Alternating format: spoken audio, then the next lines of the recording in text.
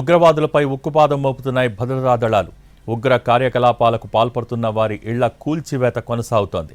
ఇద్దరు ఉగ్రవాదులకు చెందిన కుల్గామ్, సోపియాన్లలో ఇళ్లను కూల్చివేశాయి భద్రతా దళాలు.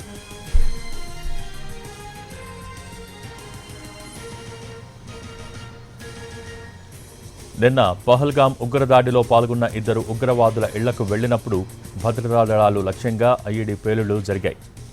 ఆసిఫ్, ఆదిల్ ఇళ్లలో పేలుళ్లు సంభవించాయి. 2 ఇళ్లు పాక్షికంగా కూలిపోయాయి. తాజాగా కుల్గామ్, సోపియాన్లలో ఉగ్రవాదుల ఇళ్లకు తనిఖీలకు వెళ్లినప్పుడు కూడా భద్రతా దళాలు లక్ష్యంగా ట్రాపులు ఏర్పాటు చేసినట్టు గుర్తించారు. ముందు జాగ్రత్త చర్యగా ఇళ్లను కూల్చివేశాయి భద్రతా దళాలు.